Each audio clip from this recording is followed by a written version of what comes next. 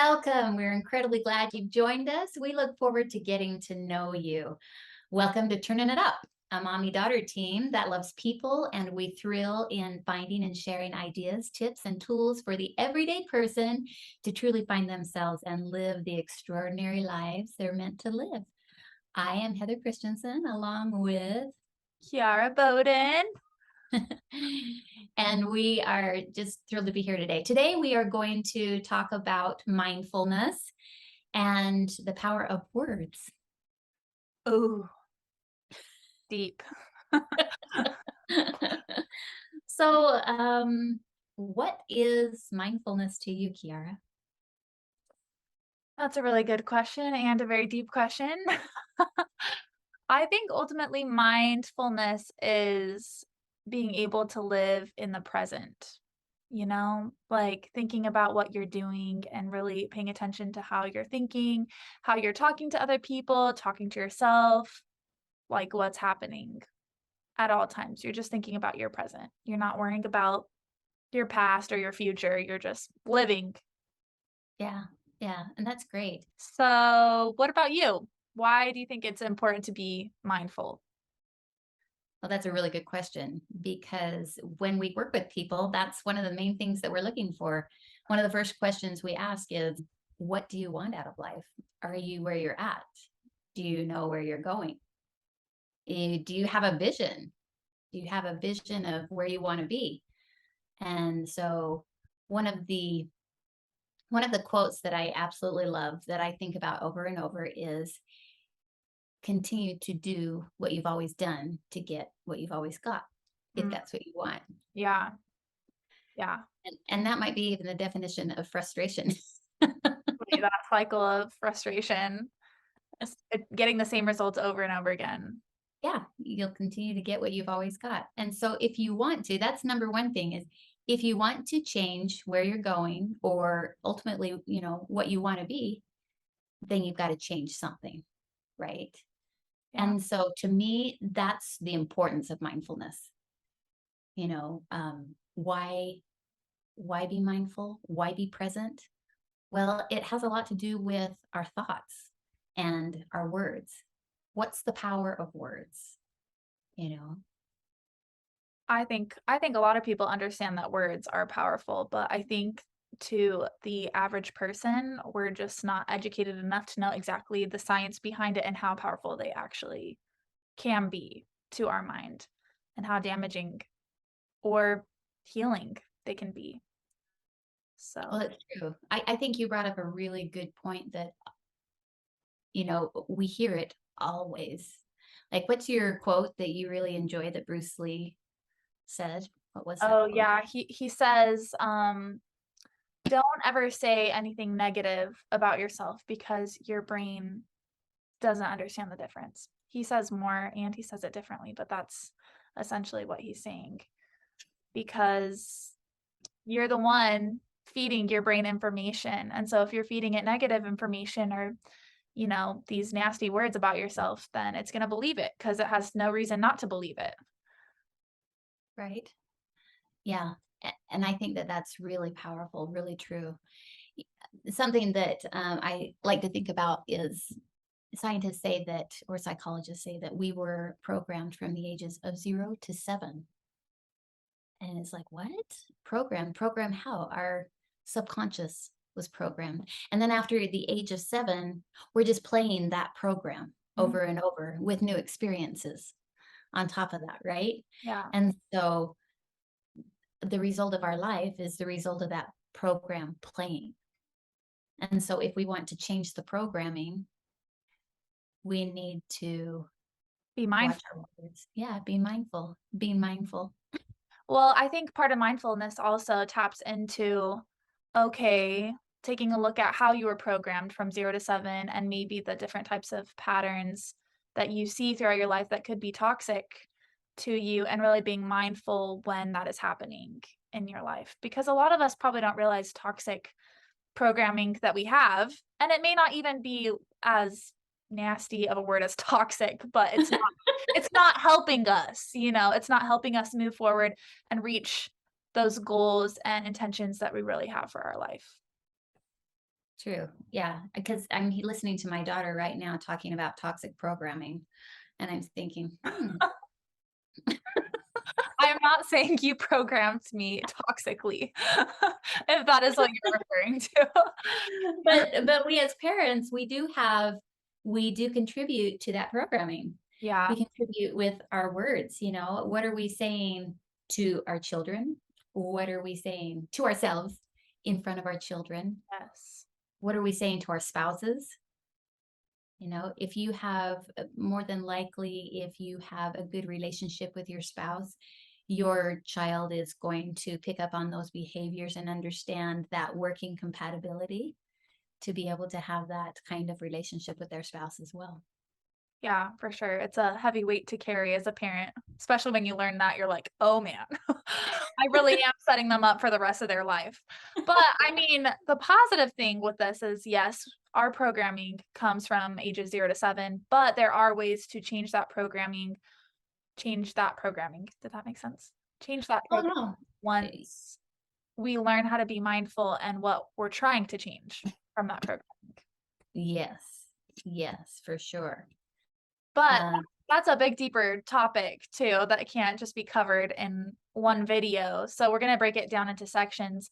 But today we wanted to do an exercise with our viewers about the impact of words and how you can really feel how different words impact yourself.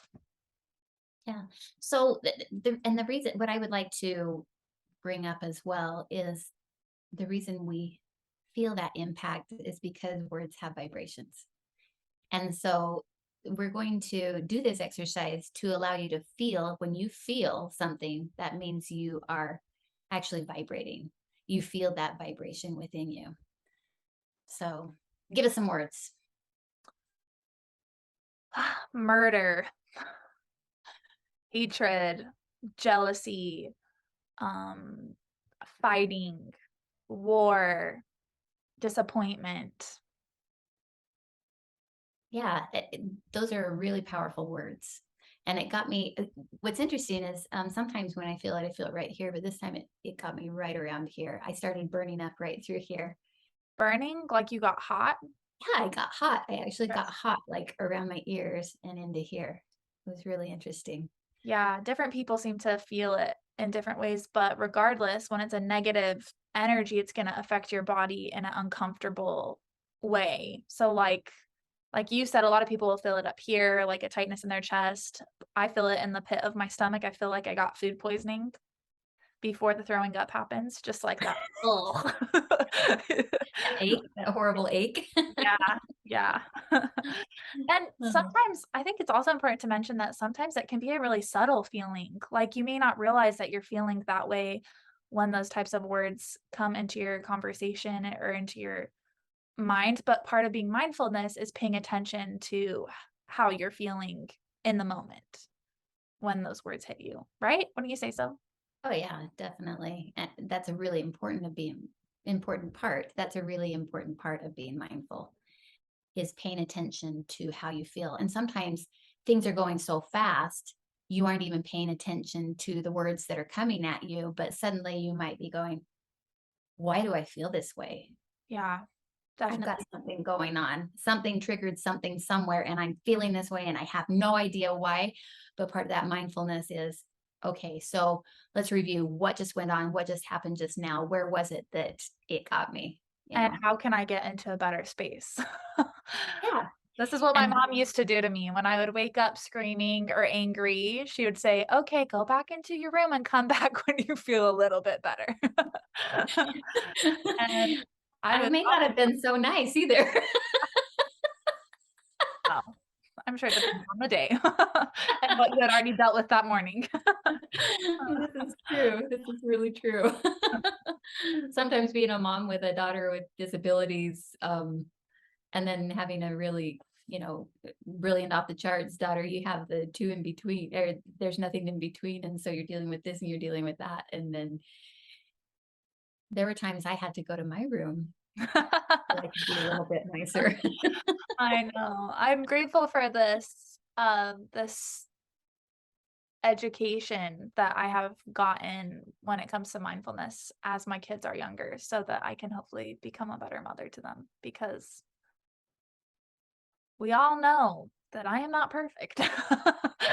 But she's an amazing mom. She really is. She tries hard. I think that that's one of the keys of being a great mom is trying hard, doing your best. And that's what we need people to know. For sure. So do your best. Yeah. Yeah, and I think too, part of turning up and why we're doing this is because mindfulness and the power of the brain and like positive thinking is really prevalent in an athlete's world right now. There's just so much science behind performance and stuff like that.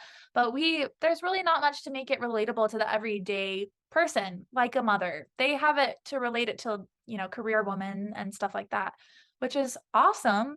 But not really applicable to someone like me who stays at home with my kids all day. And so Kiara says, talk to me about mommy mindfulness. Exactly. You're gonna be mommy mindful today.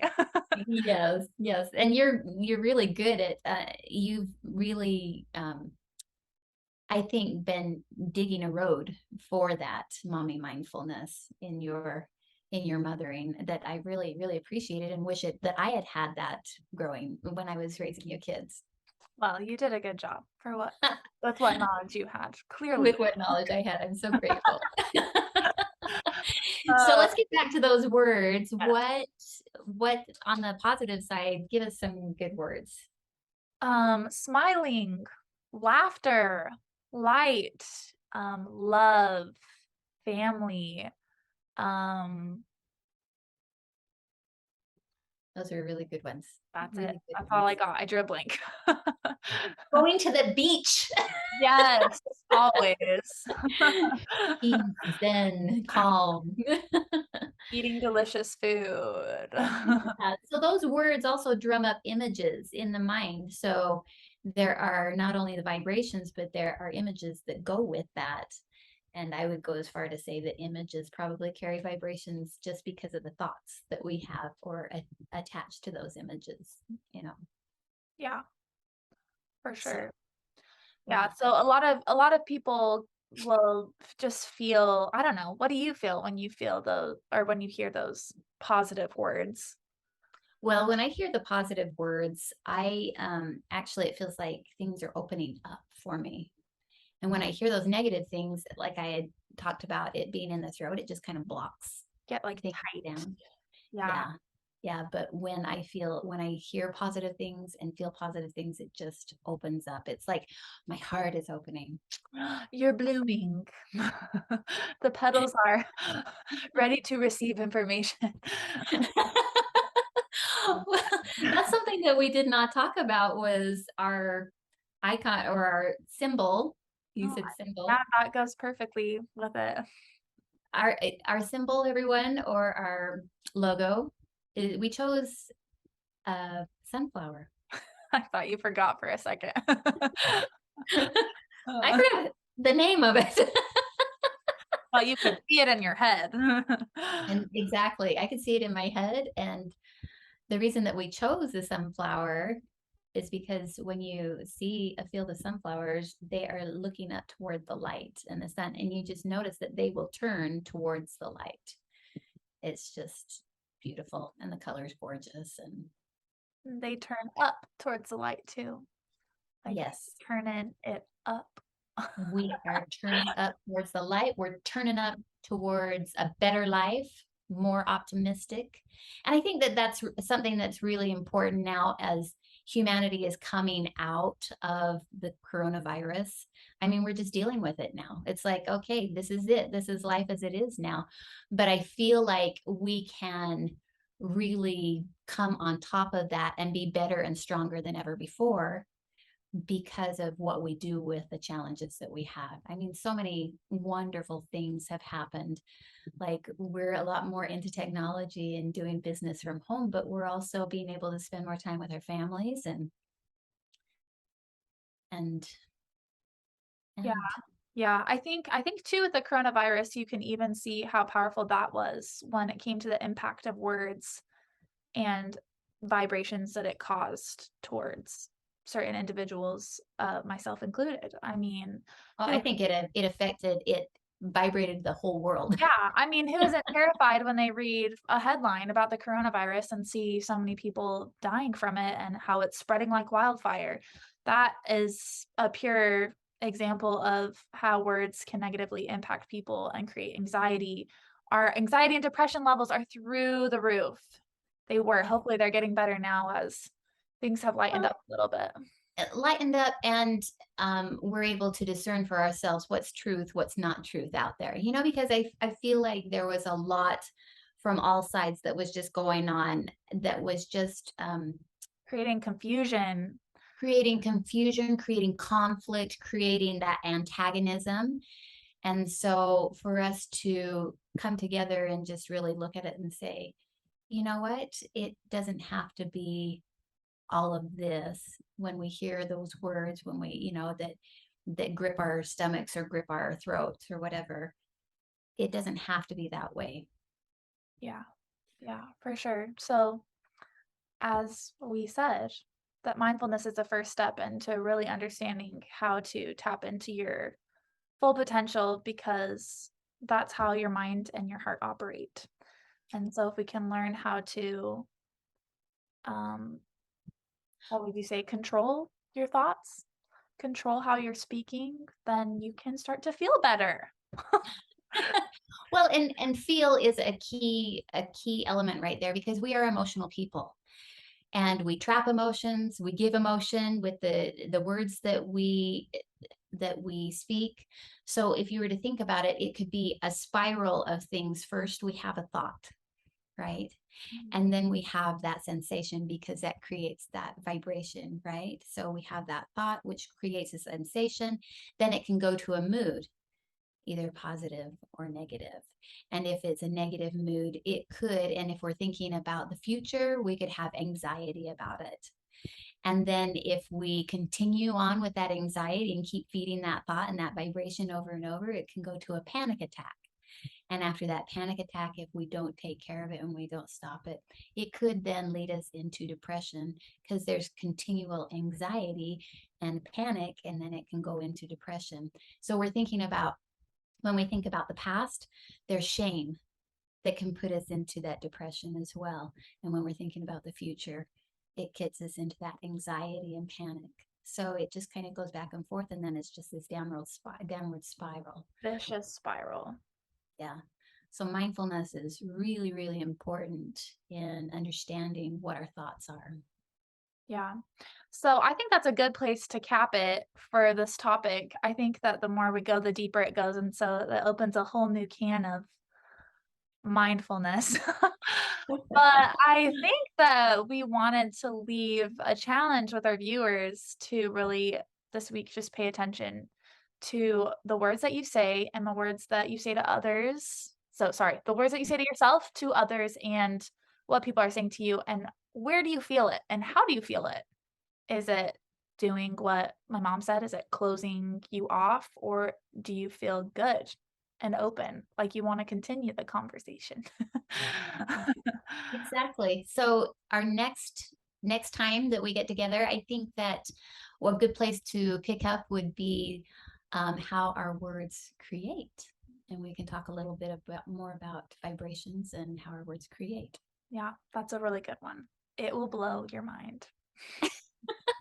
And if Fine. you yeah, if you liked what we talked about today, please hit the subscribe button. We would just love to have you with us, and please comment and introduce yourself below. We would love to hear more from you, and get ideas from you for what you would like to hear. Thanks. Yeah, for sure. Thank you. See you next time.